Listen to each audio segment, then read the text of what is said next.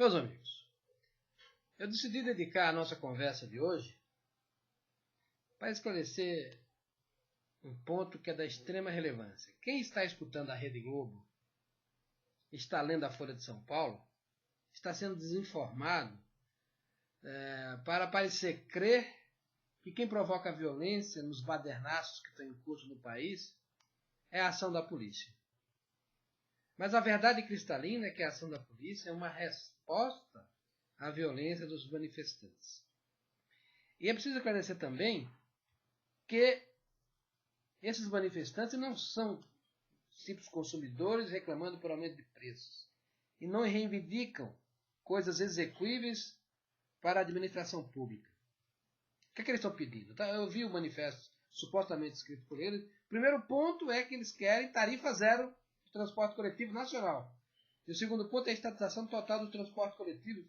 Quer dizer, começa por aí, duas reivindicações absolutamente descabidas, inexequíveis. Nenhum governo, mesmo o Brasil vivendo esse instante revolucionário que está vivendo, sob a Revolução Gramsciana, sob o governo do PT, não pode fazer um negócio desse. Ao contrário, até o governo da Dilma Rousseff teve agora que caminhar para a privatização, porque é o único caminho execuível. O Estado brasileiro não tem condições de cumprir a sua ação necessária, se não recorrer à iniciativa privada. Em tudo no geral e, sobretudo, no transporte coletivo. Bem, uma outra coisa que eu vejo de uma maneira muito irritante, e é a mentira continuada, é que há um excesso de ação da Polícia Militar sob o governo do PSDB, sobretudo aqui de São Paulo. Isso é mentira. Eu tenho escrito no meu Twitter, tenho escrito no meu Facebook, que o governo do PSDB, se a gente fosse escolher uma palavra para singularizá-lo, é o governo dos bundões. Os caras que não sabem usar a autoridade, têm medo de usar a autoridade e só o fazem em última hora. Por exemplo, eu estou convencido de que no primeiro movimento, se tivesse baixado a repressão para valer, não teria havido o segundo. Agora, como houve o segundo, houve o terceiro. Como houve o terceiro, estamos caminhando para o quinto.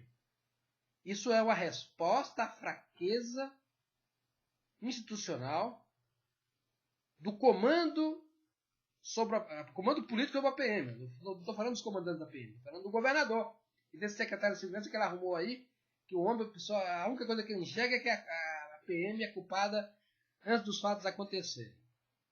Um homem errado no lugar errado. Então a gente vê que isso também é falso. O governo do PSDB se singulariza por ser extremamente moderado no uso da força. Eu quero chamar a atenção de vocês aqui para o jornal, o caderno Aliás do Estadão, que tem um resumo dessas falsas ideias. O caderno Aliás, que é esse aqui. O caderno aliás, aqui um parêntese para nós, é o antro mais esquerdista do Estadão, hoje em dia, né? Aqui só assinam colunas e só publicam artigos quem tiver na escola marxista-leninista.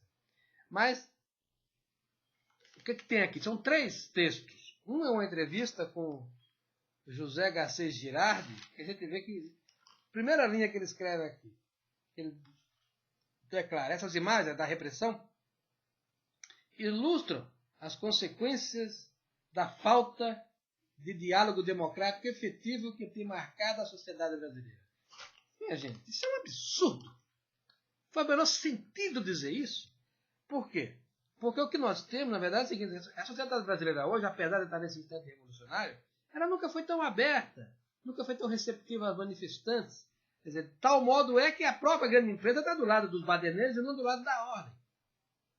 Não há nenhum óbice legal, nenhum óbice de vontade de governante arbitrário que impeça a liberdade democrática. Agora, a lei não abriga a destruição do patrimônio público e privado, nem a ocupação de espaços herdados pela autoridade constituída, nem a abolição do direito de ir e vir por parte da população. Essa gente fez isso. Essa gente está apanhando em praça pública por causa disso, né? O outro que nós temos aqui, a coisa que realmente me impressionou, é o texto do Juan Arias. Juan Arias ele foi correspondente na Argentina e hoje é correspondente do Estadão na Espanha. Olha o primeiro parágrafo que ele escreveu aqui. Estrangeiro que chegasse ao país na noite de quinta-feira, com São Paulo e Rio, as duas maiores e mais próximas cidades do país, em pés de guerra, contra manifestantes que pediam transportes públicos melhores e mais baratos. Talvez ficasse com a impressão de estar num país em que as pessoas lutavam contra a ditadura. Ora, essa gente estava lutando por transportes melhores e mais baratos? Não, eu acabei de dizer aqui para vocês. Estou lutando para que tenha tarifa zero, estou lutando para que tenha estatização do sistema de transporte coletivo, entre outras alucinações que eles pedem. Então não é sério esse negócio. O jornalista devia se informar. Um jornalista desse porte, um correspondente internacional, homem maduro, escrever uma mentira dessa. Uma falsificação dessa é ajudar a multiplicar essa desinformação. Escrever um artigo tolo desse. Um lixo de artigo. É lamentável, né? Outro texto é assinado por 3 pessoas. O Renato Sérgio de Lima, Jaqueline Muniz e Samira Bueno. Muito bem. Use com moderação. É falando da história do uso da força. Como se não tivesse havido moderação desde o início até o fim da força policial. Eu até sublinhei aqui nessa fala que eu estou falando com vocês que o governo do PSDB é um governo de bundões. Tem medo do enfrentamento, foge do enfrentamento. Se pudesse, largaria o governo de manifestações e só voltaria quando acabasse. Mais ou menos como o Alckmin fez, indo para a França agora, deixando o Afif no lugar. Mas não tem jeito. Quando a ordem é quebrada, ela precisa ser restabelecida. E foi isso que a polícia fez. Meus amigos, precisamos desmascarar as mentiras. Precisamos dizer a verdade. E a verdade é que esses baderneiros, eles não têm legitimidade, não têm representação e são extremamente violentos e nocivos, periculosos.